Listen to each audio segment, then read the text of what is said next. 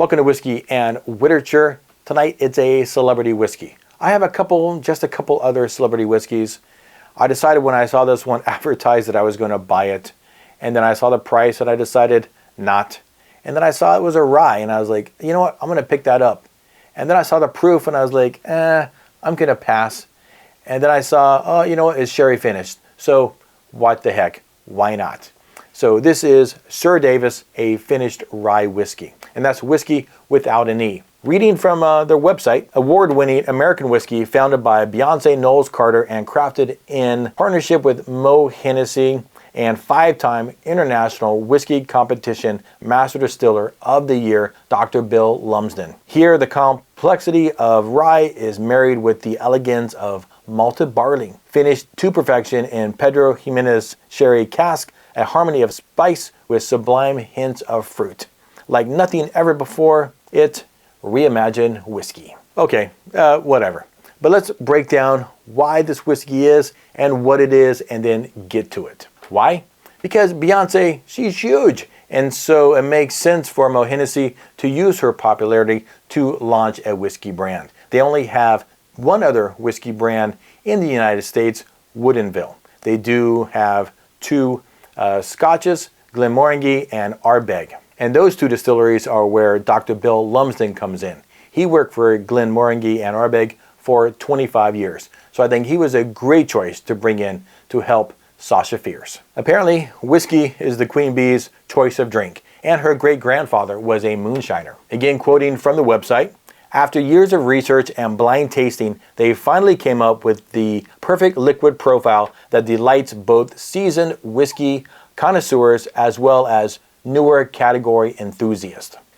Newer category enthusiasts is really who I think they're going after, like Taylor and Travis creating a whole new football fan base, and Beyoncé breaking barriers in country music. She has the popularity to expose to the Bayhive a spirit that they might not otherwise have tried. Honestly, I would expect most connoisseurs to avoid this lower proof, higher price sourced celebrity whiskey. Let's do the specs and stats of what's in the bottle and then get it. And let's thank the Rob Report for dropping the dime on the mash bill for this whiskey. This is MGP's 5149 rye. So what that means is that the mash bill, the recipe, the grains in this whiskey, 51% of them are rye and 49% is malted barley.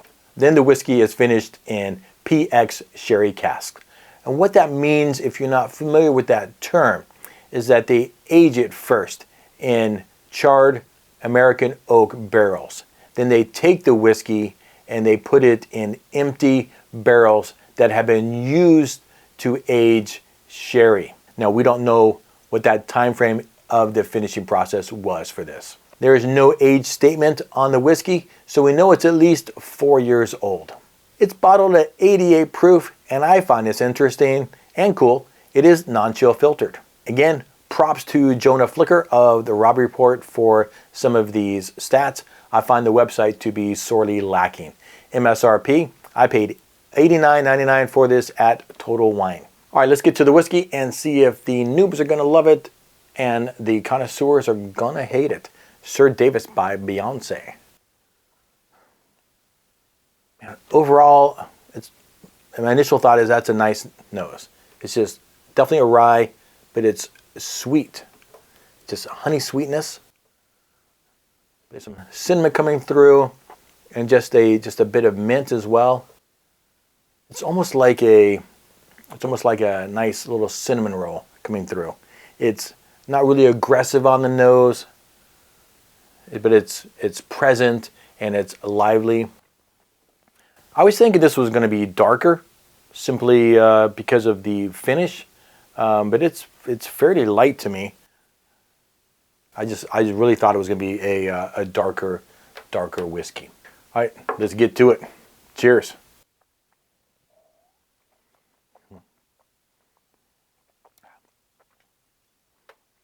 Man, it's an initial sweetness coming through, a honey sweetness.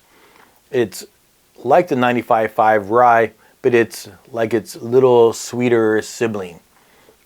Because right on the heels of that that initial sweet burst is that rye spices coming through. It's kind of a nice marriage of that sweet and spicy combo. Oftentimes there's more of a delay between the sweet and the spicy, or the spicy and the sweet, but I feel like it was almost just an immediate, just followed again right on the heels of the other.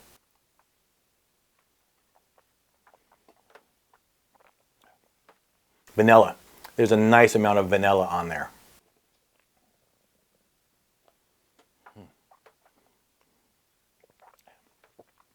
The mouthfeel actually is nice. I think perhaps because of the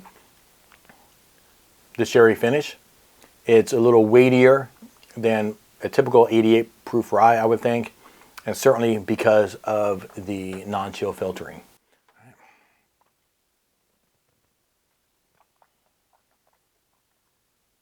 As I drink it more, I think the rye is becoming more forward.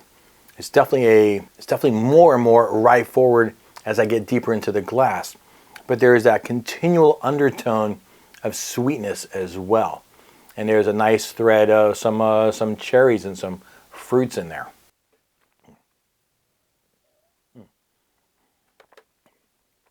That was a nice nose as I went in to have that sip. It just reminded me of that cinnamon roll there. And there's a bit of raisin on the palate as well.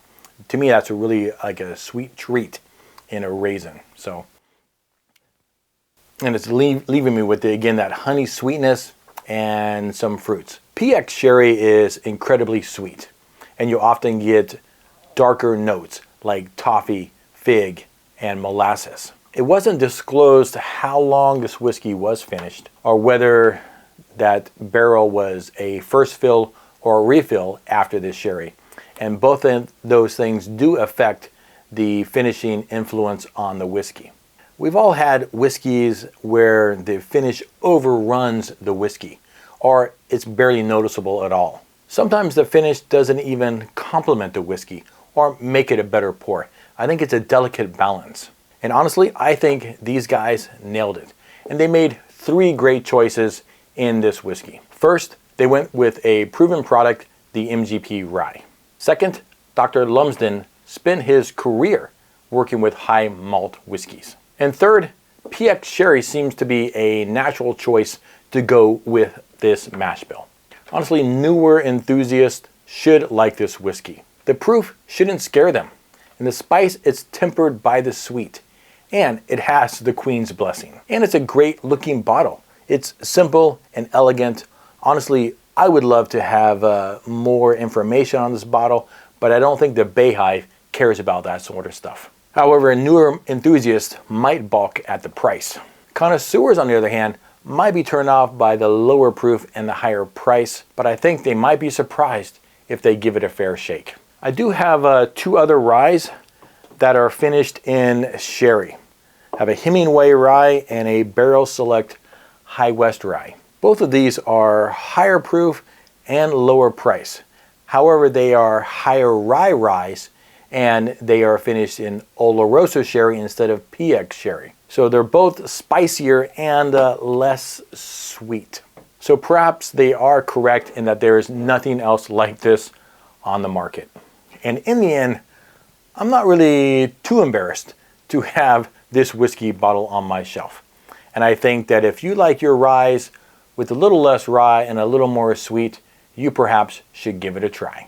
All right, my guys, that's it for this review today. I'd love to know what your thoughts are. Have you had it? Have you given it a try? Do you just completely avoid celebrity whiskeys? Or are you a big Beyoncé fan, so you're going to run out and pick one of these up? I'd love to know what your thoughts on it are. If you've enjoyed the video, like it, subscribe to see more of my content. Again, I do both whiskey and book reviews. But for now, my friends, you know what to do. I hope you're reading something good and drinking something great. Turn the page and stay thirsty, my friends. Cheers.